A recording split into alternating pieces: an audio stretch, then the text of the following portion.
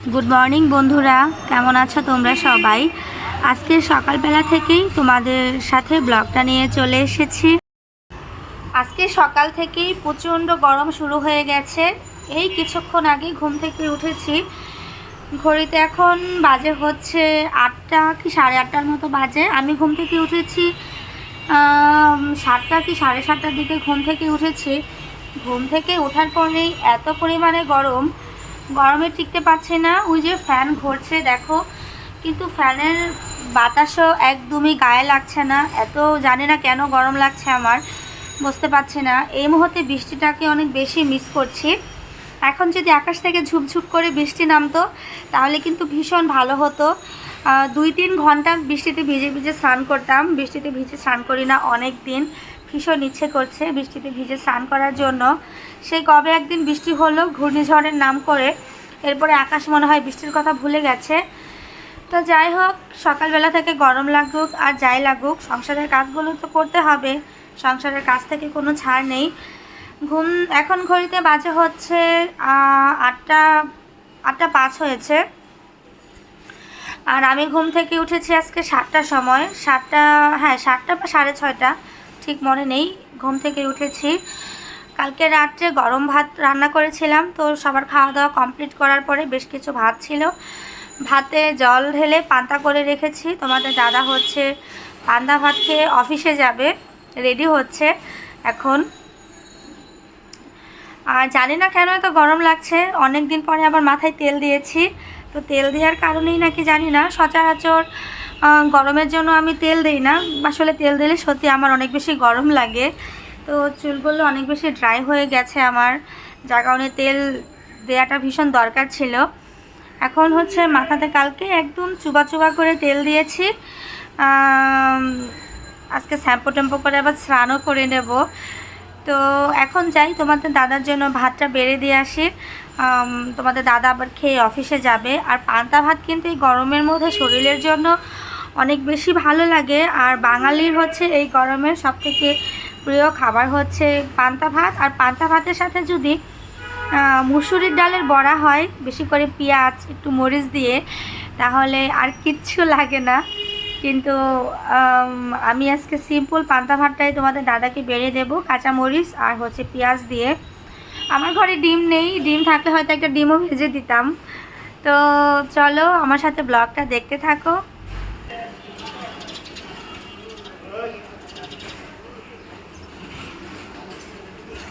এই গরমের শান্তি হচ্ছে পান্তা ভাত। পান্তা ভাত খেলে শরীর মন দুইটাই একদম সতেজ থাকে। পেটটা অনেক একটু ঠান্ডা ঠান্ডা থাকে, তো যার কারণে। তো তোমাদের দাদা হচ্ছে অফিসে চলে যাবে, রেডি টেডি হয়ে বসে আছে। আমি একটা কাঁসার থালে তোমাদের দাদার জন্য পান্তা ভাত বেড়ে নিচ্ছি।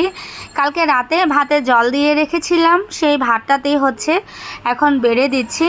তো পান্তা ভাত হচ্ছে আজকে তোমাদের দাদাকে খুব সিম্পলভাবে দেব। সিম্পলভাবে কেন বলছি, এই ভাতের সাথে হচ্ছে আজকে কোনো ডালের বড়া নেই, তারপরে কোনো মাছ ভাজা নেই, তারপরে হচ্ছে কোনো ডিম ভাজা নেই। ডিম আমার ঘরে সচরাচর থাকে, কিন্তু কালকে তোমাদের দাদা জিজ্ঞেস করেছিল আসার সময় কিছু আনতে হলে বলো।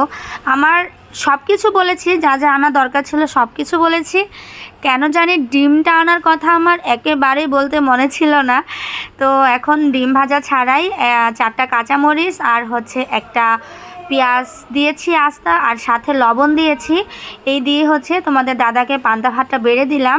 সাথে ঘরে কাসন্দ ছিল, যে তোমাদের দাদা আবার কাসন্দ দিয়ে পান্তা ভাত খেতে পছন্দ করে না। এই যে দেখো, গপ গপ করে খেয়ে নিচ্ছে পান্তা ভাত। একদম লবণ দিয়ে মরিচটাকে খুব ভালো মতো ভাতের সাথে মেখে নিয়েছে। আর কাঁচা পেঁয়াজ হচ্ছে কামড় দিয়ে পান্তা ভাতটা খেয়ে নিচ্ছে। সত্যিই কিন্তু পান্তা ভাতটা খেলে অনেক বেশি পেটটা ঠান্ডা থাকে। সকাল থেকে বৃষ্টি করছিলাম, এই হালকা একটু বৃষ্টি হলো বেশ কিছুক্ষণ আগে। তো বৃষ্টি হওয়ার পরে একটু পরিবেশটা স্বাভাবিক হয়েছে, গরম একটু কম লাগছে। আর আজকে রোদ তো ওঠেনি, আকাশ হালকা মেঘাচ্ছন্ন, বৃষ্টি সেভাবে হয়নি। আর জানি না এই পাখিটার কী হয়েছে, সকাল থেকে বসেই এইভাবে এখানে ডাকাডাকি করছে, সকাল থেকে না, আজকে 3-4 দিন ধরে তারের মধ্যে বসে আছে। কোথাও হয়তো ডিম টিম দিয়েছে নাকি কে জানে, বাচ্চা টাচ্চা ফুটিয়েছে নাকি কে জানে, বুঝতে পারছি না। মুখে খাবার আছে পাখিটার, দেখা যাচ্ছে, তোমাদের দেখাতে পারছি না, ক্যামেরায় আসছে না। তো এখানে বসে বসে হচ্ছে আজকে 3-4 দিন যাবৎ ডাকাডাকি করছে, কে জানে কোথাও বাসা টাসা করেছে কিনা কে জানে। আমি তো বারান্দা থেকে দাঁড়িয়ে দেখতে পাচ্ছি না, অনেক খোঁজাখুঁজি করলাম।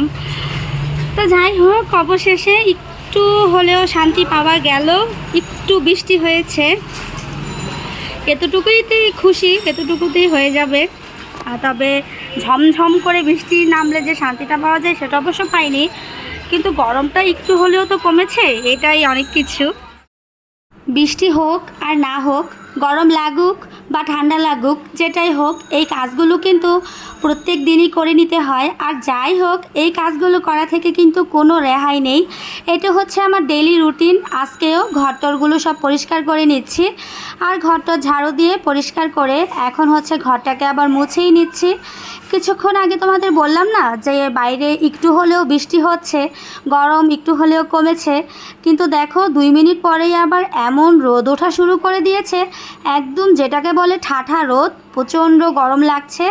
শরীর এই গরমের মধ্যে অত একটা বেশি ভালো লাগে না, কিন্তু তারপরেও এই কাজগুলোকে প্রত্যেক দিনই আমাকে করে নিতে হয়, আজকেও তাই।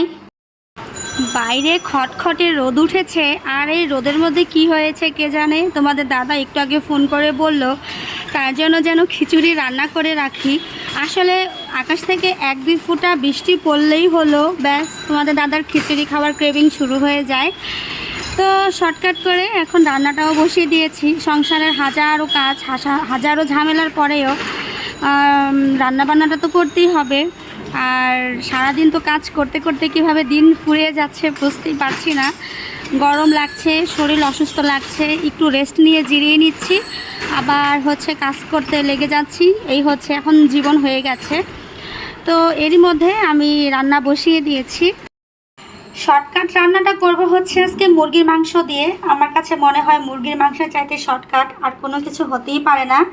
মাংস রান্না করব আলু দিয়ে, আর একটা পটল চিড়ে নিয়েছি, পটল ভাজা করব, এটা শুধু আমার জন্য। এই পাশে মশলা টশলা সব কিছু আমার বাটাবুটি কমপ্লিট, পেঁয়াজ কেটেছি, লেবু কেটেছি, আর এই যে এই পাশে আমার ভাতটাও হয়ে যাচ্ছে। তো এখন হচ্ছে আমি পটল ভাজা আর মাংসের তরকারি দিয়ে দুপুরবেলা খেয়ে নেব। আর রাতের বেলা তোমাদের দাদা আসার আগে আগে তোমাদের দাদার জন্য রান্না করব হচ্ছে সবজি খিচুড়ি। কি আর করা যাবে, বরের আবদার, রান্না করে তো দিতেই হবে, খেতে চেয়েছে, কিছু করার নেই। বরের আবদার পূরণ করার পাশাপাশি আমারও কিন্তু আজকে খুব শর্টকাট রান্নাবান্নাটা কমপ্লিট করে করতে হবে, কারণ এখন অলরেডি কিন্তু 3টা কি 3:30টার মতো বেজে গেছে। তো মাংসটা আমার রান্না করা হয়ে যাচ্ছে, আমি ঝোল টোল দিয়ে দিয়েছি, কষিয়ে টষিয়ে নিয়েছি। আর সেই সাথে একটা পটলও ভেজে নিয়েছি, একদম পটলটাকে ডুবো তেলে মচমচে করে ভেজে নিয়েছি। আরও একটা জিনিস তোমাদের দেখাচ্ছি, সেটা হচ্ছে এটার ভেতরে আছে ফ্রোজেন করা কাঁচামরিচ। এখন তো বর্ষাকাল প্রায় চলে আসছে অলরেডি, কিন্তু কাঁচামরিচের দাম এত বেশি, যার কারণে আমি একটা বুদ্ধিমানের মতো কাজ করেছি, বুদ্ধিমতির মতো আমার নিজের যেটা মনে হয়। বুদ্ধিমতী বলছি, নিজের প্রশংসা নিজেই করছি। কেন বলছি শোনো, এখন কিন্তু অলরেডি কাঁচামরিচের দাম মোটামুটি অনেক বেড়ে গেছে, কত করে ঠিক বলতে পারবো না, মোটামুটি দাম কিন্তু এখন আস্তে আস্তে করে বাড়ছে, বর্ষাকালও চলে আসছে। তো আমি করেছি কি, ফ্রোজেন করে রেখে দিয়েছি। যে সময়টা কাঁচামরিচের দাম অনেক কম থাকে, ঠিক সেই সময় একদম এই বক্সটা ভর্তি করে কাঁচামরিচ রেখে দিয়েছি। আর ঝালও কিন্তু প্রচুর, আমি কিন্তু তরকারিতে অলরেডি দিয়ে খাই। ঘড়িতে কিন্তু 3:30টার মতো বেজেই গেছে, আর এরই মধ্যে আমার রান্নাবান্না কমপ্লিট করে স্নান করে নিয়েছি। আর প্রচুর খিদা লেগেছে জানো তো, ভীষণ ক্ষুধা পেয়েছে। এখন একটু খেতে বসেছি, তো খাওয়া দাওয়া করে তারপর একটু রেস্টও নিয়ে নেব, কারণ সারাদিন অনেক বেশি পরিশ্রম গেছে শরীরের উপর দিয়ে। ছেলেটাকে ঘুম পাড়িয়ে দিয়েছি, স্নান করিয়ে, ছেলে এখনও ঘুমাচ্ছে। আর আমি হচ্ছে ওকে ঘুম পাড়িয়ে তারপরে রান্নার কাজটা করি, তাহলে খুব ঠান্ডা মাথায় এই কাজগুলো কমপ্লিট করতে পারি।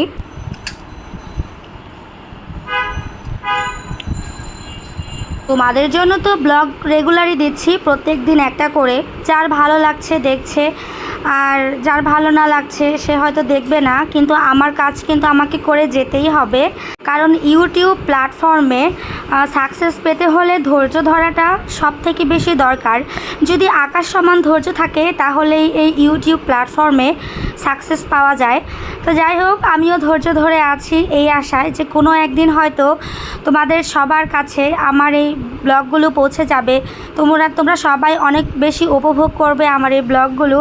জানি না কার কাছে কেমন লাগে, কিন্তু আমার তো খুব ভালো লাগে তোমাদের সবার কাছে পৌঁছে যেতে, তোমাদের সবার ভালোবাসা পেতে। তো যাই হোক, ব্লগটা কিন্তু অনেক বেশি বড় হয়ে যাচ্ছে। আমি ভাত খাচ্ছি আর তোমাদের সাথে অনেক গল্প করছি, বকর বকর করছি। তো জানি না কার কাছে এই ব্লগটা কেমন লাগবে। যদি তোমাদের কাছে এই ব্লগটা এতটুকু ভালো লেগে থাকে তাহলে আমার চ্যানেলটাকে একটা সাবস্ক্রাইব করে দিয়ে আমার চ্যানেলটার পাশে থেকো। কারণ তোমরা যদি আমার চ্যানেলটাকে সাবস্ক্রাইব করে দাও তাহলে আমার ভিডিওর যে কোনো নোটিফিকেশান তোমরা সাথে সাথে পেয়ে যাবে। আর যদি আমাকে কিছু বলার থাকে তাহলে সেটা তোমরা কমেন্টের মাধ্যমেও বলতে পারো, আর সাথে একটা লাইকও দিয়ে দিতে পারো। ব্লগটা এখানেই শেষ করে দিচ্ছি। টাটা।